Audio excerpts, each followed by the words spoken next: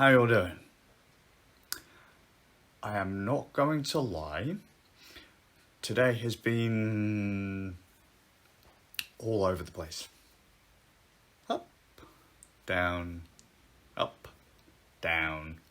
through the floor, back up again. That's all right. Bit of a roller coaster today. Emotions are all over the place. Trying to get things done all over the place. Just all over the place. It's fine. There's a lot going on. Doesn't seem like it, but there's a lot going on. The old cogs are in motion. Life is going. Moving forward. Just keep on moving forward. Even if you don't want to. You might see things you don't want to. Just keep going. Doesn't always have to go according to plan. Just keep going.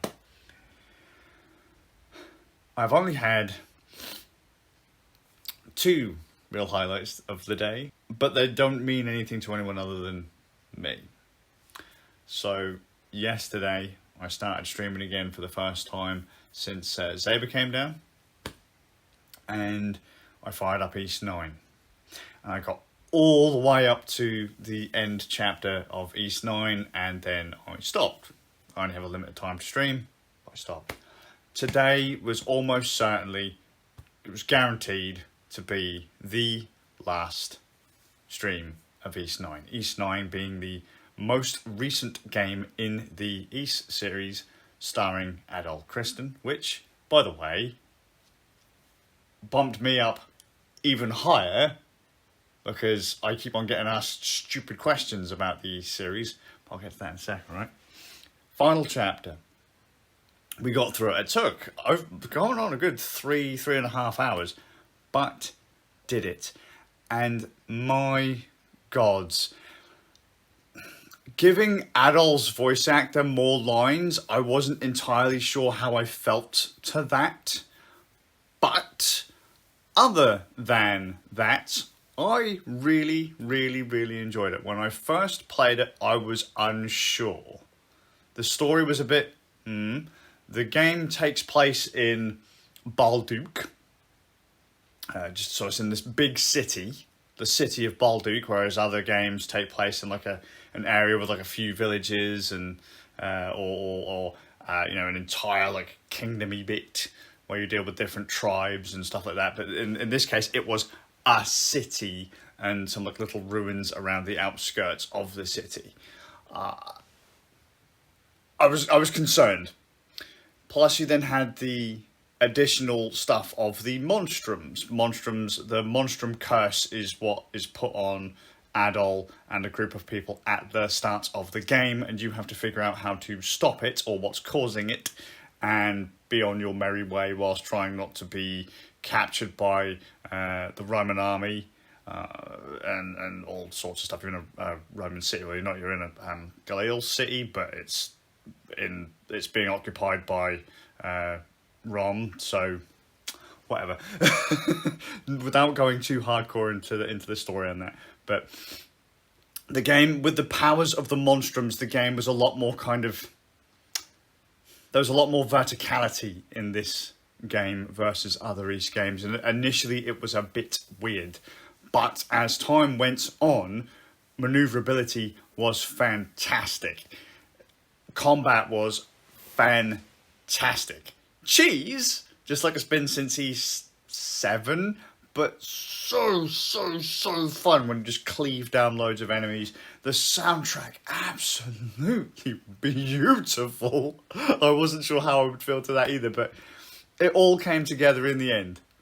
I mean, with the exception of Adol's voice actor getting more lines, and Balduke is in France, and I'm not a huge fan of France. It's Balduke, and the story of East 9 Monstrum Nox is very France-centric. If you know anything about, if you've got any clues on your history, you can actually kind of pick up where East games take place, because they do take place in real-world things. There's real-world analogues to the towns, the villages, whatever's of East. So it's always kind of nice, and to see the story unfold, I was like, oh shit, She's supposed to be insert name here. I'm not saying it. Go play the game. It was great. I want to know now though where the next game is going to be, because they have said there will be another game in the East series. It says it at the end. And Dogi hints to Bratai, or I don't remember the other one. Bratai's here, by the way. Adol the Red could make his way to the UK. What they do here, I don't know. Given that East's timeline takes place...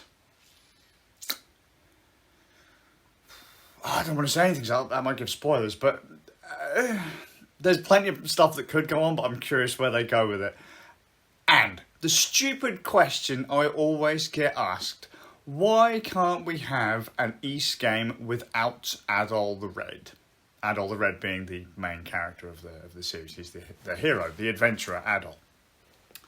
The reason you cannot have an East game, with the exception of East Origins, because it's technically a prequel, the reason you can't have an East game without Adol is because the games are based on his adventurer journals. He keeps a journal, a diary of his adventures, and it is said in East lore that Adol is dead. We are reading the legendary adventurer's journals.